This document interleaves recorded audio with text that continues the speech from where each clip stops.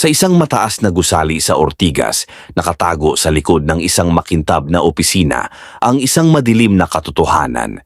Dito nagsisimula ang kwento ni Micael Santos, isang 24 anyos na call center agent. Pang-10 kliyente ko nanto ngayong linggo. Sana mabenta ko na tong package para makabawi ako. Michael, focus tayo ha. Target mo today is 3 closes. Kaya mo yan. Remember, the more you close, the closer you are to that 10K bonus. Opo, TL. Gagalingan ko po. Good morning po, Sir Edgardo. Tumatawag po ako from Arkham Corp Investment Department. May na-receive na po ba kayong email tungkol sa ating exclusive gold stock opportunity? Yes. Yung sinasabi niyong international mining company na magla-launch sa Singapore? Tama po. Actually, sir, limited slots na lang po ang natitira. This is a pre-IPO buy-in, a triple ang potential return in just 6 months. We're only offering this to priority clients like you. Pero parang wala namang balita sa TV tungkol dyan. Confidential pa po ang details, sir. Pero once na ma-public ang IPO, tataas na ang presyo. Sayang po kung huli kayo papasok.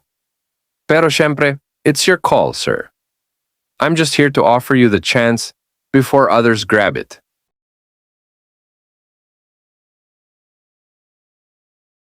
Bro, totoo ba talaga na tong pinapasok natin? Parang wala akong makita sa net tungkol sa mining company na sinasabi natin. Pare, wag ka nang magtanong. Basta may commission, go lang. Hindi mo ba napansin? Lahat ng TL dito, naka-iPhone 17 Pro Max. Tapos si Boss Nathan may bagong Mustang. Kung scam to, sana matagal nang nahuli yan. Pero, paano kung may naloko tayong matanda? Or pamilya na inipon lang ang pera? Tanong ko sa'yo, gusto mo pa bang makatulong sa pamilya mo? O gusto mong magpakabayani sa mga taong di mo kilala? Sa mundong to, kung sino ang mabilis at magulang, siya ang nabubuhay. Habang bumababa ang elevator, tahimik na nakamasid si Micael sa paligid. Lahat ng makita niya sa loob ng opisina ay masusi niyang tinatandaan. Ano ba talaga ang kumpanyang ito? At sa likod ng bawat tawag na ginagawa niya, may boses ng konsensyang unti-unting bumubulong at nabubuong mga plano.